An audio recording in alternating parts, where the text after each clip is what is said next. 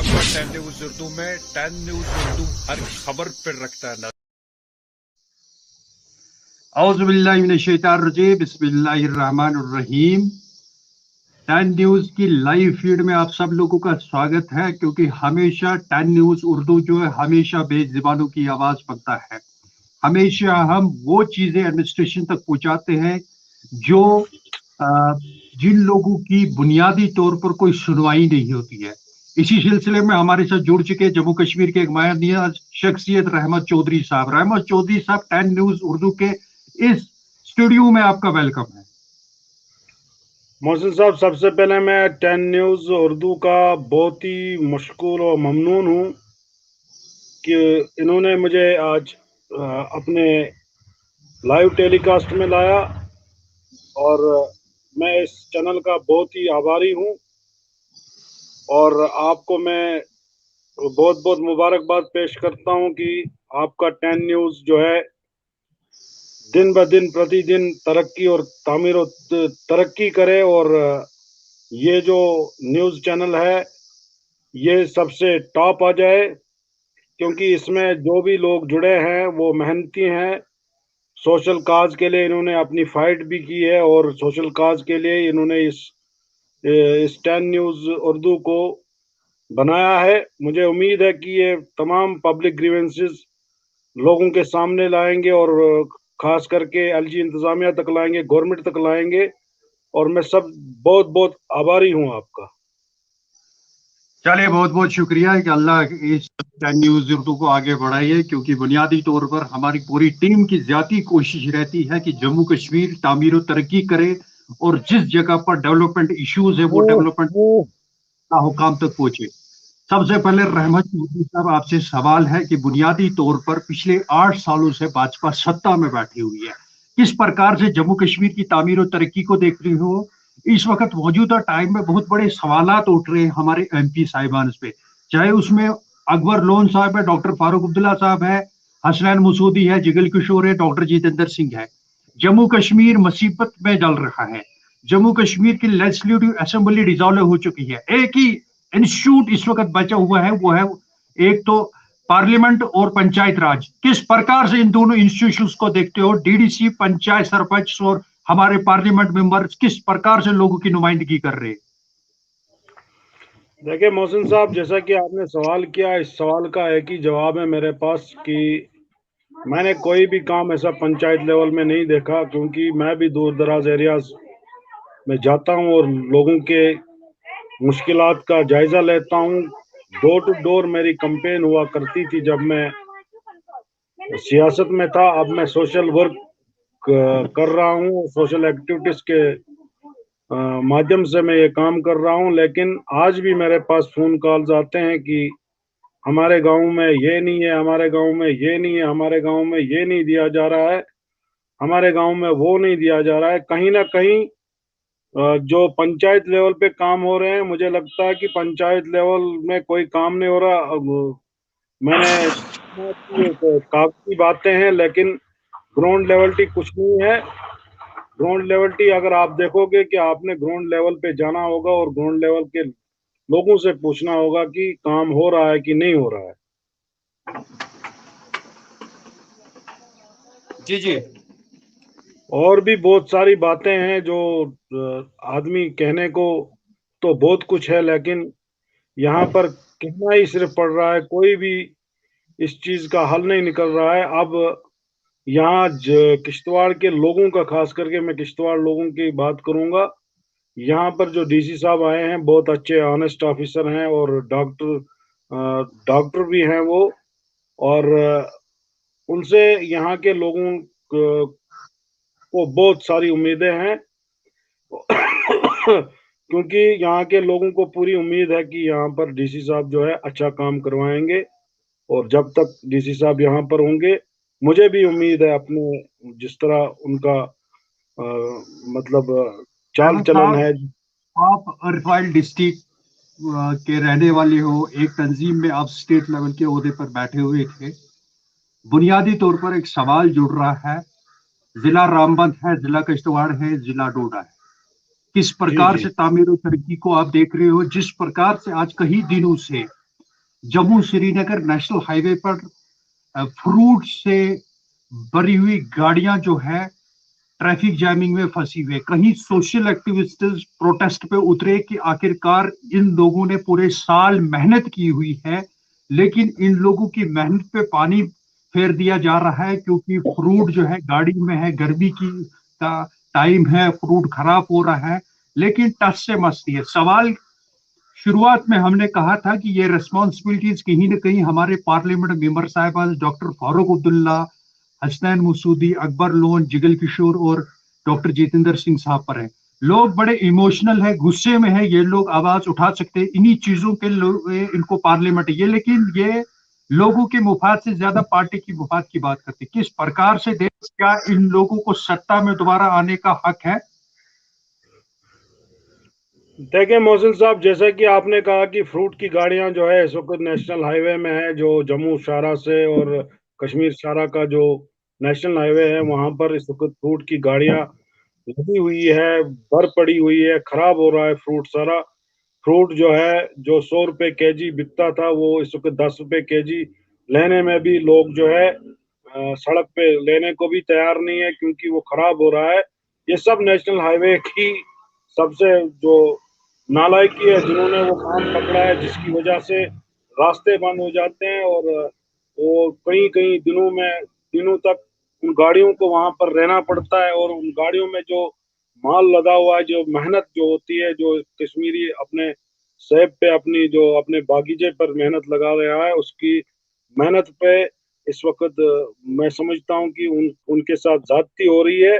और मैं चाहूंगा कि जैसे कि आपने हसनैन मसूदी साहब का नाम लिया, फारूक अब्दुल्ला साहब का नाम लिया, जुगल किशोर जी का नाम लिया, क्या कहते हैं हमारे जो जो चौथे एमपी हैं हमारे डॉक्टर जितेंद्र सिंह जी, और अकबर लोन साहब का जो पांचवें हैं, पांच छह जो हमारे एमपीज है जिनको लोगों ने चुना है, लेकिन वो इस वक्त संसद में जाकर भी ये बात नहीं कर रहे हैं।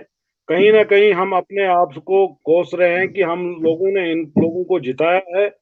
ये जैसे कि आपने कहा कि ये पार्टी की मफाद की बात करते हैं, पार्टी पार्टी इनको ये नहीं कहती है कि आप बात मत करो पब्लिक की। ये सब शोषा है कि ये पार्टी की बात कर रहे हैं। इनको चाहिए कि इनको खुद भी अपने आप में एक मतलब वो कैपेबिलिटी होनी चाहिए कि लोगों ने हमें चुना है, हमें सांसद बनाया है, हमें एमपी बनाया है, मेंबर ऑफ पार्लियामेंट ही आवाज उठा सकता है। और जिसके कारण उन बेचारे जिनकी जिनकी सेब की गाड़ियां जो है खराब हुई है, जितनी भी गाड़ियां हैं उनमें सेब खराब हुआ है। सेब जो इस वक्त बहुत कॉस्टली बिकता है, और जिन तो बागीचेदारों की जो जिन्होंने काम किया है, उन लोगों ने इतनी मेहनत की होती है, उसके बाद वो आपको रहमत जी, मैं रोकना चाहूंगा। आपने नेशनल हाईवे की बात की, नेशनल हाईवे की खस्ता हालात है। आपके काफी करीबी, आपके लगभग एक प्लेट में खाना खाने वाले जीएम सुरूरी साहब, एक साथ आप रहते थे, उन्होंने पीसीसी के चीफ वकार रसूल वानी पर एक कड़े इल्जामात लगाए कि नेशनल हाईवे की ये हालात नहीं होती अगर वो कंपनियों से कमीशन नहीं खाते। जहां ड्राफ्ट्समैन की जरूरत थी वहां पर जो है एक हेल्पर को लगाया गया, जहां पर इंजीनियर की जरूरत थी वहां पर ड्राफ्ट्समैन को लगाया गया। वजूहत यही हो गई कि नॉन इंजीनियरिंग कटिंग हो गई, पॉलिटिकल दबाव कंपनीज पे पड़ा, जिसकी वजह से किस हद तक सुरूरी साहब के इस बयान को हकीकत मानते हो? अगर ये हकीकत है तो इन्वेस्टिगेशन एजेंसीज और दूसरे लोगों के लिए क्या पैगाम है आपका? मैं यही कहूंगा कि अगर ये एक दूसरे के ऊपर एलिगेशन लगा रहे हैं, अगर ऐसा हो रहा था, तो मैं उन एजेंसी से रिक्वेस्ट करना चाहूंगा इसकी इन्वेस्टिगेशन होनी चाहिए। ये जो बातें कर रहे हैं, एक दूसरे के ऊपर जो निशाना साध रहे हैं, मुझे कहीं ना कहीं ये इनका स्टैंडर्ड दर्शाता है कि ये किस मयार के लीडर थे, और ये किस तरह अब इस वक्त जो है एक दूसरे के ऊपर कीचड़ उछाल रहे हैं। लोग भी कहते थे, लेकिन उस वक्त लोगों की बातों को ये नहीं मान पाते थे, और लोगों को कहते थे लोग गलत बोल रहे हैं। फलानी सोशल वर्कर जो है गलत बोल रहा है, उसको वो ब्लैकमेलर है, ये है वो है। बहुत सारी टिप्पणियां उन सोशल वर्कर्स पे की जाती थी और अपोजिशन वालों पे वो टिप्पणियां करते थे। लेकिन आज के वक्त में ये खुद एक्सेप्ट कर रहे हैं कि फलानी ये कर रहा था, फलानी कंपनी से खा रहा था, फलानी जो है ग्रिप से कमीशन खा रहा था, फलानी आप जो है। आप मुझे एक चीज बताइए कि जब से आजाद साहब ने इस्तीफा पेश किया है, इनके काले करतूत सामने आए हैं, क्या वाकई तौर पर लोगों को इनसे विश्वास उठ गया है? क्या उन लोगों को आप लोगों को मौका देना चाहिए कि जो लोग सेकंड लाइन लीडरशिप में हैं? मैं चाहता हूं कि जितने भी सोशल वर्कर्स हैं, सोशल काज के लिए लड़ते हैं, उनको मौका दिया जाना चाहिए।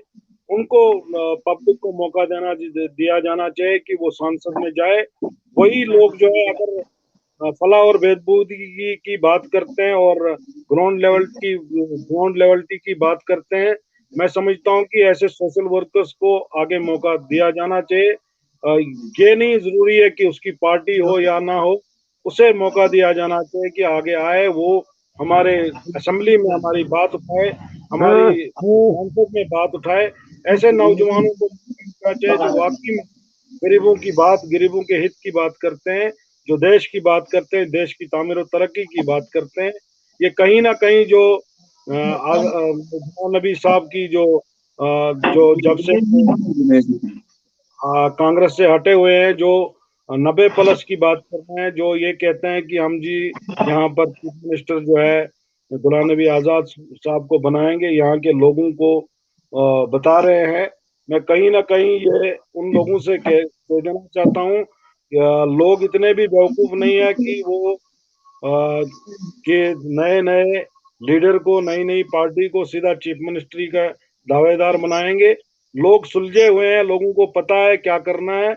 लोगों को चाहिए जो लोग सोशल वर्कर जितने भी ग्राउंड लेवल पे काम कर रहे थे, उनको मौका देना चाहिए कि वो आगे आए और जम्मू कश्मीर की भागदौड़ संभाले और जम्मू कश्मीर के लोगों के लिए उनके हक की बात जो करते थे, उनको वो फैसिलिटीज प्रोवाइड करने में वो अपना योगदान प्राप्त करेंगे। बाकी रही बात, यहाँ पर चीफ मिनिस्टर जिसको बनना है वही बनेगा, क्योंकि मैं मोदी जी को बहुत रेस्पेक्ट करता हूँ एज ए प्रधानमंत्री ऑफ इंडिया, और मुझे फक्र है कि वो प्रधानमंत्री हमारे हैं। जैसा कि उन्होंने जो पॉलिटिकली मैं समझता हूँ सबसे बड़ा सियासतदान इस वक्त अगर जम्मू कश्मीर में कोई है, पूरे ऑल ओवर इंडिया में अगर कोई है, वो है मोदी जी, जिसने ऐसा स्ट्रोक खेला। जिस तरह मुझे याद आता है सचिन तेंदुलकर जिस वक्त स्ट्रोक खेला करते थे, मास्टर ब्लास्टर जिसे कहा जाता था, आज मुझे मोदी जी में सचिन तेंदुलकर जैसा शॉट नजर आ रहा है, जिससे मजबूरन गुलाम नबी आजाद साहब को कांग्रेस छोड़नी पड़े। और ये मास्टर ब्लास्टर जो शॉट उन्होंने मारी है, मैं जितनी भी सराहना करूंगा अपने प्रधानमंत्री की उतनी कम है, क्योंकि उसे कहते हैं जो पॉलिटिशियंस होता है, पॉलिटिशियन का एक एक बात ही बहुत बड़ी मायने रखती है, जिससे अगला जो है खुद ब खुद आउट हो जाए। और मैं समझता हूं कि मोदी जी ने सबसे जो खतरनाक बॉलर्स हैं और जिन जो यार्कर उन्होंने मारी है, और मैं नहीं समझता हूं कि ऐसा राजनेता यहाँ पर जम्मू पूरे हिंदुस्तान में पैदा हुआ हो। तो मैं मोदी जी को बहुत बड़ा जी राजनेता जी जी। समझता हूँ। और वेलकम है आपका 10 न्यूज उर्दू में। 10 न्यूज उर्दू हर खबर पर रखता है नजर। आखिर में रहमत जी, लोगों के लिए क्या पैगाम है?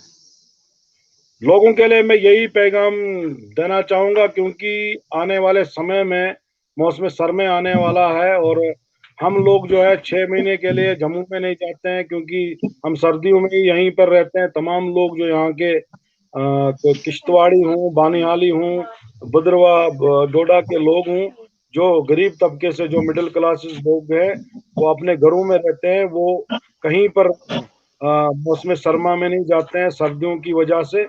तो लिहाजा मैं आपके माध्यम से यही मैसेज गवर्नमेंट तक भी पहुंचाना चाहूंगा, और अपने लेफ्टिनेंट गवर्नर साहब तक भी ये बात पहुंचाना चाहता हूं, और खास करके मोदी जी तक मैं बात ये पहुंचाना चाहता हूं आपके माध्यम से कि यहाँ पर हेल्थ फैसिलिटीज जो है इस मौसम सरमा में होनी चाहिए, तमाम डॉक्टर्स अवेलेबल होने चाहिए।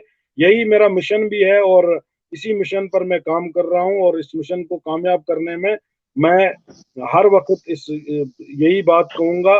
तो आखिर में यही मैं कहूंगा कि सारे जहां से अच्छा हिंदुस्तान हमारा, हम बुलबुलें हैं इसकी ये गुलस्ता हमारा, मजहब नहीं सिखाता आपस में बैर रखना, हिंदी है हम वतन है हिंदुस्तान हमारा।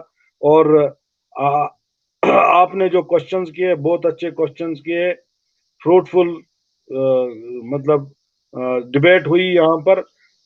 और मैं आने वाले समय में यही कहूँगा कि आपका जो चैनल है एक दिन दुगनी रात चुगनी करके कामयाब हो।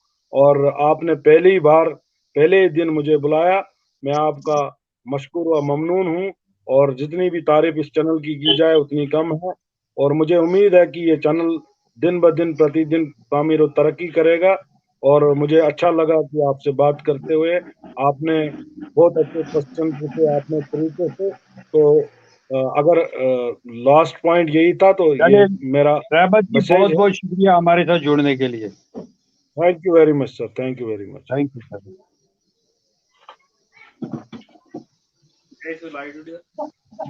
तो ये